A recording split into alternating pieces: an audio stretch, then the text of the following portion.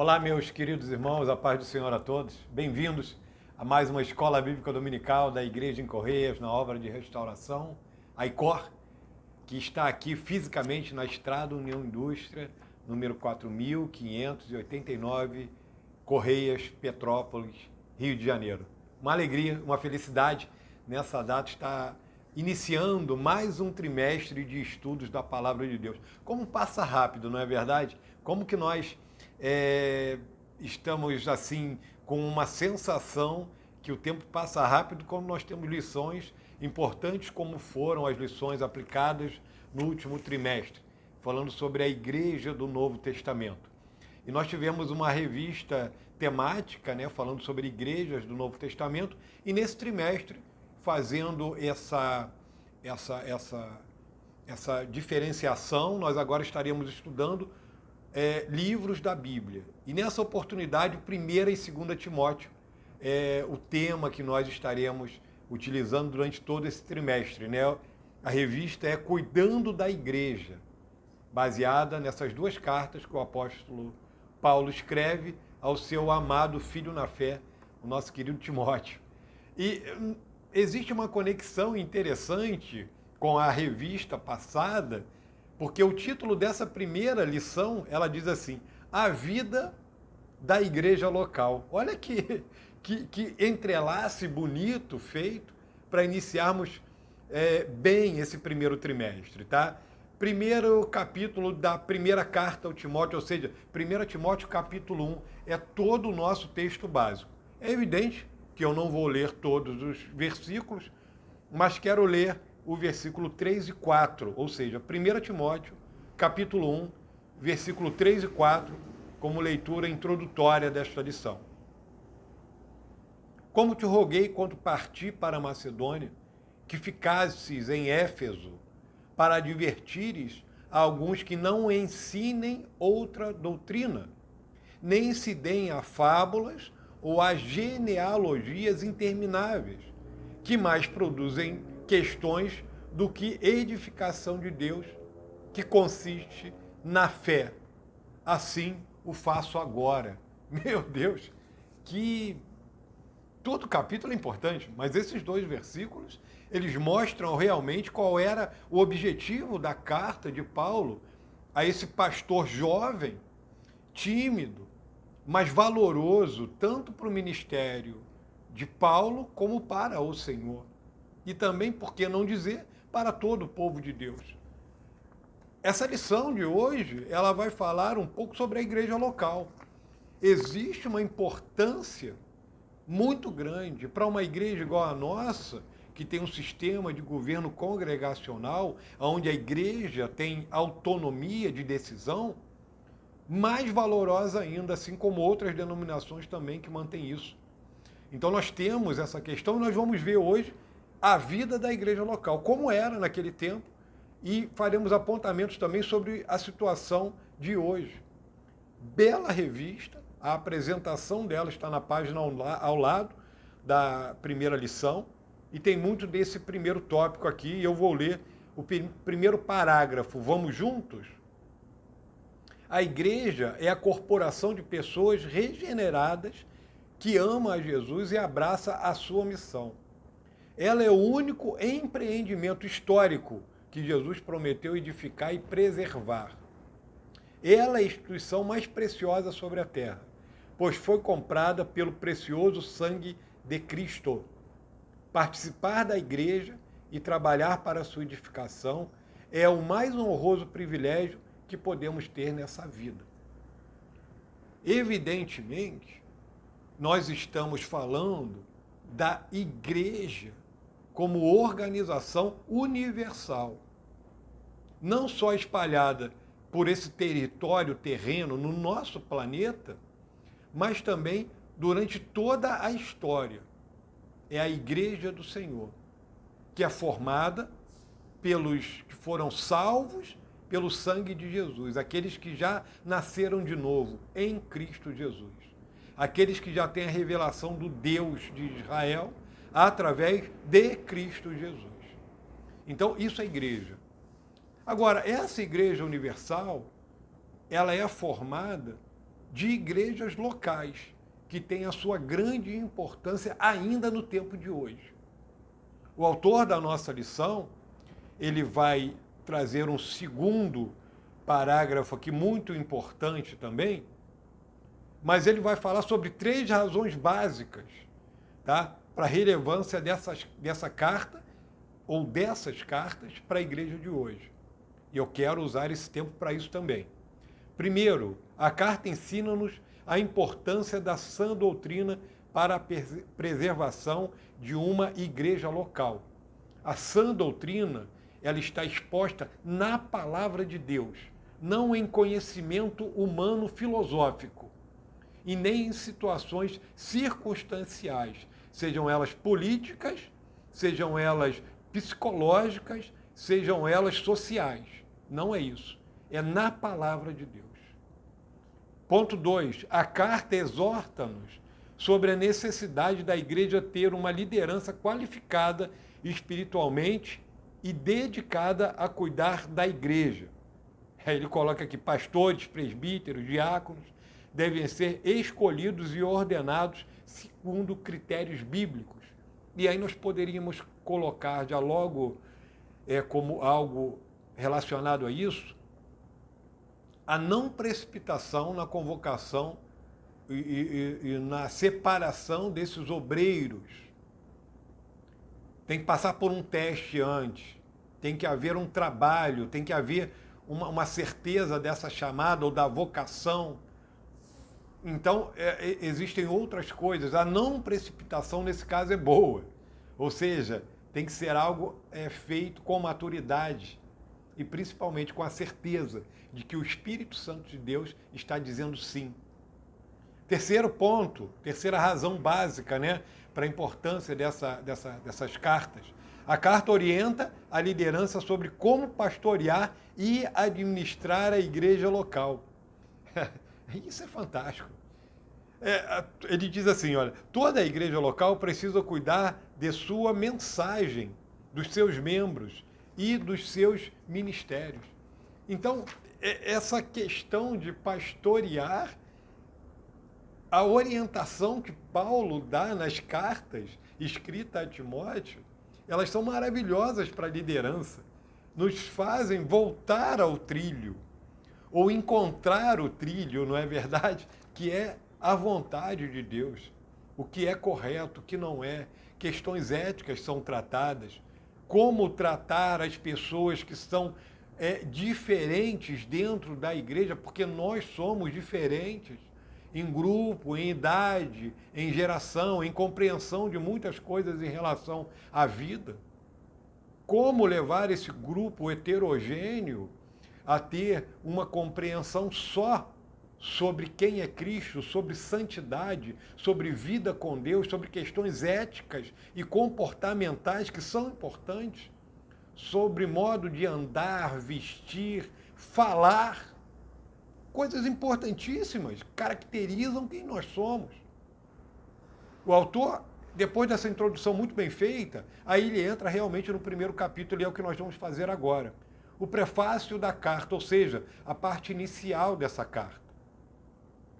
Ele vai falar sobre o seguinte, primeiro ponto aqui, o remetente da carta. Nessa parte inicial da carta, versículo 1 e 2, nós vamos ver algumas coisas. Remetente, quem é? É Paulo. Ele se chama apóstolo de Cristo. Ele reivindica ser um apóstolo de Cristo no mesmo nível dos 12. Aí Gálatas 2 está, na verdade, não 1:6, mas 2, verso 8 e 9, fica mais bem entendido isso, tá bom? Foi um erro de digitação aí, com toda certeza. Então, o remetente da carta é Paulo, é o apóstolo amado. É aquele que era o pai na fé de Timóteo, aquele que tinha preparado Timóteo desde os primórdios. É aquele que realmente cuidou de Timóteo em todas as situações de sua vida e também recebeu de Timóteo o amor, carinho e dedicação. Então ele escreve com confiança. Outro ponto, o destinatário da carta. Quem é que recebe? Quem é esse Timóteo? Era filho, né? Tecnon, espiritual de Paulo, aqui no grego, tá? A sua conversão ocorreu na primeira viagem missionária de Paulo a Listra. Muito provavelmente, eu creio nisso também. Atos 14, verso 8 a 21. Anos mais tarde, aí sim a chamada dele, tá? Timóteo passou a fazer parte da equipe missionária de Paulo, Atos 16, verso 1 a 5. Que ainda que não seja isso, foi nesse ponto que essa região recebeu o evangelho. Tá? E eram judeus, e aqui você vê como que realmente era importante a pregação de expansão do evangelho, chegando a outros territórios, fora de Jerusalém. E aqui nós temos esse apóstolo nessa segunda viagem, nessa primeira viagem missionária, expandindo isso, e numa segunda oportunidade, chamando para que esse jovem valoroso e de testemunho, olha o que nós falamos sobre não ser neófito ou não ser novo na fé, Paulo viu o potencial e o chama, e ele aceita, e esse chamado não foi só por simpatia de Paulo, mas eu tenho certeza que o Espírito Santo trabalhou na vida de Timóteo para isso, tá? Ele segue aqui, a sua mãe era judia e o seu pai era grego. Ele recebeu a influência espiritual de sua avó Lóide e de sua mãe Eunice, 2 Timóteo 1, verso 5. Em várias ocasiões, Paulo lembrou a Timóteo de que ele foi escolhido para o ministério pastoral. Aí John Stott destaca 3 características de Timóteo, e eu acho relevante falar sobre isso, sobre uma citação de John Stott. Ele era jovem, 35 anos aproximadamente. Tímido. Nós vamos ver isso em lições mais para frente, e não vamos entrar nesses pormenores agora. E sofria de uma enfermidade física, provavelmente alguma coisa ligada a uma doença gastrointestinal, alguma coisa desse tipo, uma gastrite, como ele coloca 1 Timóteo capítulo 5, 23. A expressão verdadeiro filho na fé, ainda nesse prefácio, revela que Paulo via Timóteo como um filho, com as mesmas semelhanças e convicções espirituais que ele. Tinha similaridades nisso. É por isso que ele tem a liberdade de falar, sofre comigo, e coisas desse tipo, porque ele sabia para quem ele estava escrevendo. É a empolgação do mestre e a confiança que ele tem, no caso Paulo aqui, em relação ao seu discípulo, que na verdade era seu discípulo porque tinha se rendido a Cristo. E não era de Paulo propriamente, mas Paulo tinha uma responsabilidade como mentor desse jovem. É muito importante que tenhamos mentores, e isso é algo fantástico e imprescindível para o sucesso de um pastor, e eu digo mais, para o sucesso de qualquer cristão. Sucesso no sentido espiritual, tá? Para não ficar nenhuma dúvida sobre esse tema. Outra coisa também que ele fala aqui é sobre a saudação. Vejam só. Graça, misericórdia e paz da parte de Deus Pai e de Jesus Cristo. Graça é favor imerecido. Misericórdia é a compaixão divina pelos miseráveis. A paz é o fruto da reconciliação ou da justificação pela fé. É por causa destes atributos que Paulo proclama a Cristo Jesus como nosso Salvador, a nossa esperança e o nosso Senhor. É uma saudação riquíssima, cheia daquilo que estava habitando o coração de Paulo, a vida de Paulo, o respirar de Paulo. Ele traz aqui nessa saudação e expressa isso ao seu amado filho na fé, Timóteo, algo que traz também, imagina, aí eu peço a você que se coloque no lugar de Timóteo, recebendo essa carta, em uma situação de dificuldade de Paulo, sabendo que ele passava por uma situação de dificuldade, porém, queridos, porém, eu quero dizer uma coisa, imagina a alegria de Timóteo a receber essa carta e a ter uma saudação tão valorosa assim. Quantas vezes Timóteo tinha visto, talvez, esse homem escrever cartas? Em quantas situações, não consta isso no texto bíblico, mas imaginamos que algumas, por causa da proximidade desses dois, e ele conhecia as ideias de Paulo sobre ministério, sobre vida cristã, sobre testemunho pessoal. Então ele bebia na água de Paulo, porque Paulo era um homem que tinha vida com Deus, através de Cristo Jesus, e era guiado pelo Espírito Santo de Deus. Cuidado com quem ou em quem você está se inspirando. Cuidado. Seguindo em frente, segundo tópico. 3 responsabilidades da liderança na igreja local. A igreja local ela tem características que diferem uma das outras. Quero dizer aqui que nem sempre o que dá certo em uma igreja local vizinha a nossa, no mesmo bairro, vai dar certo aqui. Nem sempre o que vai atrair almas, porque esse é o objetivo, não atrair crentes, atenção para isso. Não é atrair crentes para dentro da igreja, tirar crentes de outras igrejas, não é isso. Mas é aqueles que ainda não conhecem Cristo, realmente conhecerem quem é Cristo Jesus. Então, isso é importante. Então, estratégias e situações que vão fazer com que a igreja se mova, se não tiver a unção do Espírito Santo, nada vale. Mas ele vai falar aqui sobre 3 responsabilidades da igreja local. Tá? Entre essas 3 responsabilidades, né, ele vai falar assim, vou ler aqui o começo, né? Neste primeiro capítulo, Paulo insiste com Timóteo a permanecer em Éfeso, que foi o texto que eu li, tá? Com um tríplice propósito: combater o falso ensino, testemunhar o evangelho e defender a fé. Primeiro ponto, combater o falso ensino. Paulo fundou a igreja em Éfeso e pastoreou por quase 2 anos. Atos capítulo 19, você vai ver ali, por exemplo, o verso 10 fala sobre isso, tá? Mas o texto todo é emblemático, você tem que ler. Ao encerrar ali o seu ministério, ele faz uma reunião de despedida com todos os presbíteros daquela igreja. Mais à frente, né? Em Atos capítulo 20, ele coloca 29 e 30, lá em Mileto. Ele diz aos presbíteros que a igreja, aos pastores, que a igreja sempre é atacada por inimigos externos e internos. Isso logo aconteceu e Paulo enviou Timóteo a Éfeso para que o mesmo impedisse a disseminação do falso ensino. Os falsos mestres são poucos, mas influenciam a muitos. Perigo. Paulo já havia expulsado 2 deles da igreja, Himeneu e Alexandre. Bom, vamos lá. Por que essa preocupação em combater o falso ensino? Porque o falso ensino ele vem travestido de sabedoria divina. Ele vem travestido de vontade do Senhor para a nossa vida. Ele tenta arbitrar coisas que, a princípio, são agradáveis, porém, nos afastam do Senhor. É simples de entender isso em certos ângulos, quando nós temos entendimento que a Bíblia, a palavra de Deus, é a nossa regra de fé e prática. Ponto final.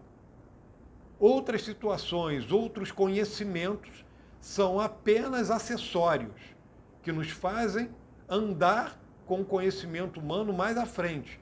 Porém, tem que se ter entendimento do que a palavra de Deus manda. Temos que ter um entendimento aprofundado, não só no conhecimento acadêmico, mas também na intimidade com o Senhor, na unção do Espírito Santo. Quem eram esses falsos mestres? Ele coloca aqui certas pessoas, ele coloca aqui, eles são pessoas que se desviaram da fé, se intitulavam mestres ou peritos da lei. Geralmente eles vêm travestidos dessa sabedoria. E outra coisa, geralmente esses falsos mestres são aqueles que fazem muita questão de títulos, de honrarias, de situações aonde eles vão aparecer e vão ter destaque.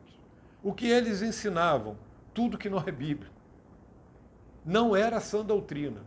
Eram coisas que faziam bem, às vezes, para o ego, massageavam o coração humano, mas, porém, faziam com que as pessoas tivessem uma vida miserável. Por quê? Miserável no sentido de estar afastados de Deus, longe da vontade de Deus. Dizendo que está tudo certo, que você não precisa lutar mais contra o pecado, que determinadas situações adaptativas, que existem em muitos lugares que têm situações que são adaptativas, elas estão certas e não é isso que é verdade. A Bíblia, a palavra de Deus, ela confronta a nossa vida errada. Ela faz com que nós venhamos a andar de maneira correta. O ensinamento da palavra de Deus. É por isso que igreja tem que ter estudo bíblico, tem que ter ensinamento e nós precisamos estar sempre crescendo no conteúdo de conhecimento bíblico, prático. Por quê? Porque nós queremos viver melhor. Qual o resultado do falso ensino? Promovia discussões religiosas e não a fé em obras, que antes promovem discursos do que o serviço a Deus na fé. Tal ensino gerava controvérsias e especulações inúteis, ao invés de promover a obra de Deus. Em vez de produzir amor, santidade, consciência limpa e fé sincera, o falso ensino produz confusão, divisão e hipocrisia. Então, era esse o resultado. Tá? O resultado do falso ensino é exatamente isso. Invejas, discussões inúteis, vida de confronto, às vezes, dentro da própria igreja. Porque são pessoas, às vezes, que querem ter razão, acham que estão em um clube social. Muitos desses nem nasceram de novo. Algumas pessoas que são influenciadas por esses falsos mestres. Então, muito cuidado com isso. Porque se nós não vigiarmos, até os escolhidos, até aqueles que nasceram de novo, serão enganados por eles, porque eles são persuasivos. Não se afaste da pureza e da simplicidade da palavra de Deus. Valorize aqueles que ensinam. Valorize aqueles que se dedicam, que têm vida santa com testemunho para toda a sociedade do que realmente é viver para o Senhor. Tá? Outro ponto aqui, que é o segundo ponto desse, testemunhar o Evangelho. Vejam só que coisa interessante aqui, né? Esse é um outro propósito, testemunhar o Evangelho. Todo cristão, a igreja local, ela faz isso de maneira muito eficiente, de várias formas. Todo cristão verdadeiro é uma testemunha de Jesus. Ao testemunhar é falar da salvação que Deus operou em sua vida. Paulo dá seu testemunho pessoal como prova da eficácia do glorioso Evangelho de Deus. Os líderes da igreja devem ser homens que tiveram uma experiência de conversão a Deus, que deem frutos. Para ser líder tem que ter fruto. É por isso que um pastor, uma pessoa que se converte a Cristo, não é em 1, 2 anos, com raríssimas exceções, que uma pessoa dessa vai poder ser colocada no ministério. Nem num grupo, nem no ministério diaconal e nem em posições de liderança dentro da igreja. Muitas vezes, por mais capacitado que ela seja. Sabe por quê? Porque é preciso que haja um amadurecimento. E esse amadurecimento, ele não é simplesmente um amadurecimento por causa do conhecimento acadêmico. É a prática cristã, é a vida diária, é ter algumas marcas, algumas feridas dessa caminhada com Cristo. É ter dito não para si mesmo, é ter uma certa experiência. E isso acontece com o passar dos anos. O Senhor, ele valoriza isso. Isso reforça o testemunho. Porque, queridos, o testemunho individual, ele faz com que verdadeiramente nós venhamos a viver em comunidade de maneira harmônica. E aí entra o testemunho coletivo, ou seja, o testemunho da igreja local. A igreja local, ela tem que ter um testemunho amoroso. Como acontece isso? Alguém poderia perguntar nesse momento. Eu digo, em alguns e diversos aspectos relacionados à sociedade que cerca a igreja local. Ou seja, essa igreja evangeliza. Ela evangeliza os vizinhos, os bairros. Ela cuida daqueles que aceitam Jesus como Salvador. Ela faz trabalhos aonde existe o crescimento daqueles que estão voltando à comunhão da igreja. Ela trabalha com os doentes, ela tem assistência social. Como que ela cuida dos seus próprios ferimentos? Testemunho. Isso é testemunho. O testemunho pessoal, ele vai fazer com que a igreja tenha um testemunho, e aí está muito ligado à liderança, compreendo isso, você tem razão nisso. Esse testemunho da igreja local, ele é algo muito marcante. Nós temos que tomar muito cuidado com isso. É um peso, mas é também um privilégio, tá? Vamos aqui. Paulo explica a sua conversão. Olha como é que ele vai falar. A fonte da sua conversão. Ponto 1.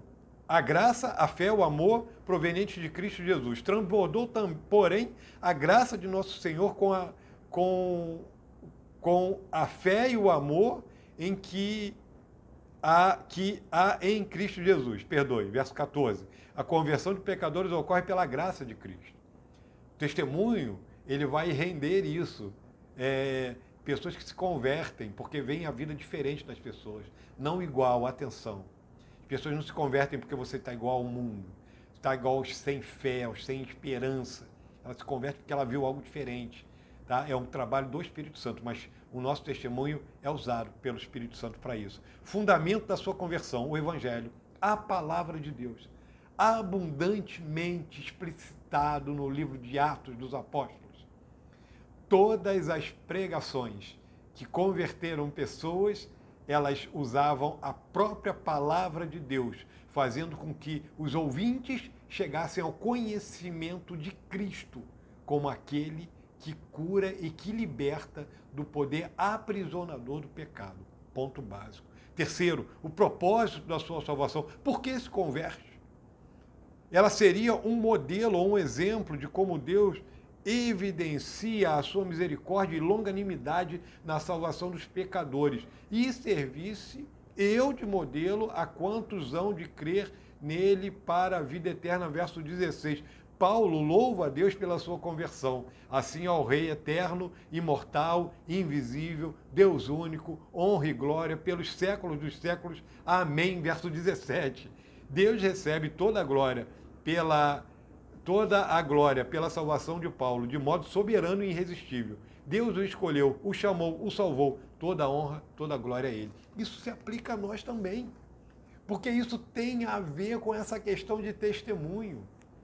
Esse aspecto da igreja local, dando testemunho. Já imaginou quando nós damos um mau testemunho na parte comportamental, moral, em qualquer tipo de situação, olhares inconvenientes, palavras mal colocadas. Hoje em dia, com o advento e com o uso contínuo que nós temos hoje da internet, das redes sociais, muito cuidado com o que você posta, com o que você fala, com o tom que está falando.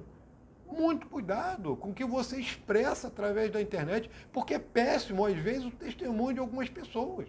E você para imaginar como isso não prejudica a igreja local. Prejudica muito, porque as pessoas vão falar, é crente daquela igreja, da igreja A, B ou C.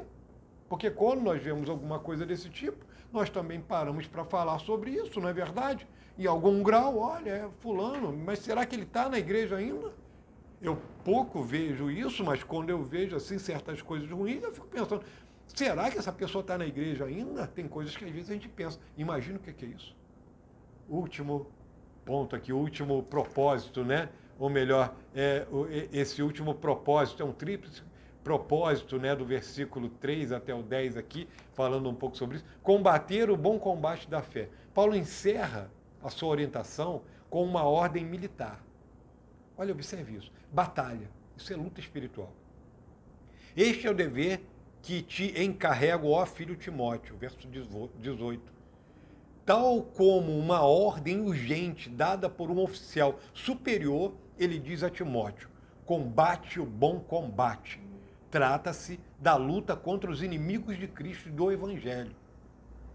J.N.D. Kelly comenta que o jovem pastor tinha a responsabilidade de extirpar a heresia e estabelecer a sã doutrina. Dura coisa. Esse jovem tímido, como nós vamos ver em lições à frente, com características talvez não muito peculiares para um pastor com essa tarefa, é mandado, é enviado pelo Espírito Santo de Deus, por Paulo, para Éfeso, para colocar as coisas em ordem. Ele está ali para fazer isso. A motivação para Timóteo era o seu chamado divino. É a certeza de que ele tinha sido chamado para o ministério. A certeza do chamado na vida de um homem para o ministério pastoral é algo que faz toda a diferença, irmãos. Porque se isso faz diferença, e tem que fazer diferença, porque existem coisas que são comuns. Todo mundo tem medo, pastor também. Todo mundo passa por situações onde a fé é testada, onde por muitas situações nós nos sentimos aflitos. O ministério, a liderança da igreja passa por lutas e grandes batalhas. Mas é preciso que nós entendamos que nós estamos verdadeiramente, e isso é um desses aspectos que envolvem a vida cotidiana da igreja local.